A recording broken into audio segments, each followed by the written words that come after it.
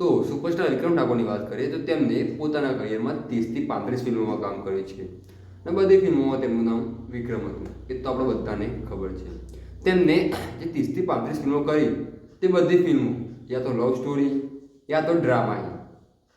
તેમને કદી love story ડ્રામાની હટીને કોઈ સસ્પેન્સ થ્રિલર એવી ફિલ્મોમાં કદી ટ્રાય કર્યો નહીં. તો તેમને શું એવી ફિલ્મો બનાવાય તેના પર વાતચીત કરીશું. તો મારું નામ છે નિશિત ટાક અને તમે જોઈ રહ્યા છો અમારી ચેનલ એક્સપ્લેન. તો જેમ કે મેં તમને સ્ટાર્ટિંગમાં કીધું કે વિક્રમ ઠાકોર જે 30 કે 35 ફિલ્મોમાં કામ કર્યું એ બધી ફિલ્મો લવ સ્ટોરીની ફિલ્મો.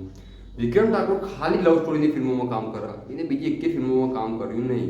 એનું મેઇન રીઝન એ પણ હોય કે લવ સ્ટોરીની પિક્ચર હોય તેમાં વિક્રમ ઠાકોર ગીત આપી શકે. જો વિક્રમ ઠાકોરની મૂવીમાં જેના ગીતો કાઢી નાખો તો વિક્રમ ઠાકોરની ફિલ્મોમાં કશું જોવા જેવું નહીં હોતું. એ તો હું તમને કહી શકું, કારણ કે સેમ લાઇનની સ્ટોરીઓ હોય. પહેલાં 5 ફિલ્મોમાં તેને લવ સ્ટોરીની ફિલ્મો બનાવી તો બરોબર હતું ભાઈ, આટલો બધી લવ સ્ટોરીની ફિલ્મો ચાલી જાય પણ તમે 30 થી 35 ફિલ્મો બનાવી રહ્યો. હા, ઠાકોર સમાજનું બહુ મોટું સપોર્ટ એ અમે માનીએ, પણ વિક્રમ ઠાકોરની સ્ટોરીમાં શું હોય એટલે ફિલ્મની સ્ટોરીમાં એકબીજા ઓળખતા નહીં, ચોક પ્રસંગ ઉપર રહ્યા મળે અને જે હિરોઈન હોય એનો ગુંડા સાથે કોઈક સંપર્ક હોય, કોઈ એની બૂન હોય, કોઈ એની દીકરી હોય, કોઈ તો ગુંડા સાથે તેના લગ્ન થવાના હોય. અને વિક્રમ ઠાકોર 5-6 ગીતો ગઈ નાખે ને એને બચાવી લે, એના લગ્ન કરી લે. Sweet simple story. બધી ફિલ્મોમાં એવી સ્ટોરી જોવા એટલે વિક્રમ ઠાકોરની એક્ટિંગ સારી હોય. હું એવું શા માટે કહી રહ્યું કઈ બીજી ફિલ્મોમાં ટ્રાય કરાય એનું મેઇન રીઝન એ છે કે વિક્રમ ઠાકોરની એક્ટિંગ મને સારી લાગે. જો એ બીજી સસ્પેન્સ થ્રિલર એવી ફિલ્મોમાં કામ કરે તો ખૂબ જ મજા આવે જોવાની. હવે તમે એક વાત જુઓ કે વિક્રમ ઠાકોરની ઉંમરે એડી છે, હવે પહેલાં જેવો નોજવાન રહ્યો નહીં, એટલે હવે એ બધું કરતો રહ્યો સારો નહીં લાગતો. સમજે, એ કોઈક ચૂંટણીમાં ઉભો રહેવાનું હોય, કોઈ વાત મળી હતી સમાજના ને બધું ગમે તે હોય ના, તો વિચાર કરો ચૂંટણીમાં ઉભો રહ્યો મોટો નેતા આવી ગીતો ગાયન લવ સ્ટોરી જેવી ફિલ્મો બનાવે સારું ના લાગે. હવે થોડો સારો રોલ કરવાનો ટાઈમ આવી ગયો એટલે સાઉથના હીરો કરે, જો કે અમુક ઉંમર પછી લવ સ્ટોરી કરે, પછી બાપાના રોલ કરે, સસ્પેન્સ થ્રિલર રજનીકાંત જોઈ લો. લવ સ્ટોરી સિવાય ફિલ્મો નેવની સસ્પેન્સ થ્રિલરમાં ગીતો ના હોય, એમાં ગીતો હોય તો મારું કહેવું એ હોય કે વિક્રમ ઠાકોરને જરૂર એકવાર બીજી ફિલ્મોમાં ટ્રાય કરાય. એને ખૂબ જ સારો સપોર્ટ મળે ગુજરાત તરફથી. જોઈને બીજી ફિલ્મો બનાવવાનો ટ્રાય કર્યો.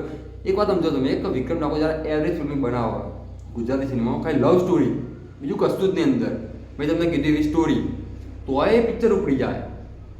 જોઈને સસ્પેન્સ થ્રિલરમાં થોડો ટ્રાય કર્યો અને પિક્ચર લોકોને ગમી ગયું તો બૂમ પડી ગયો. ખરેખર તો એને ડબિંગ કરીને હિન્દીમાં મોકલવું પડશે. વિક્રમ ઠાકોરનું નામ હદ નજીક ઘણું ઉપર જતું રહે એક્ટિંગના કારણે.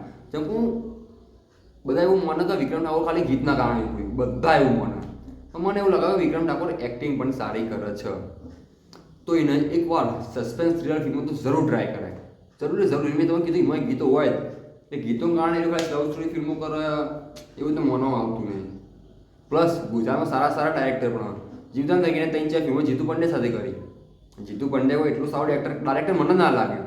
મેં એની ફિલ્મો જોઈ, એટલી બધી સારી મને ના લાગી. તો એના ભાઈબંધી તો છોડીને બીજા બધા સાથે પણ કામ કરીએ કે. તો તમને શું લાગે વિક્રમ ઠાકોરને બીજી ફિલ્મોમાં ટ્રાય કરાય કે ના કરાય મને કોમેન્ટમાં જરૂર જણાવજો. તો આ વિડીયો વિક્રમ ઠાકોર સાથે પહોંચાડવાનો જરૂર ટ્રાય કરજો. વિડીયો પસંદ આવે તો લાઇક, શેર અને સબસ્ક્રાઈબ કરી દેજો. મળી નેક્સ્ટ વિડીયોમાં જોતા રહો એક્સપ્લેન કરશે.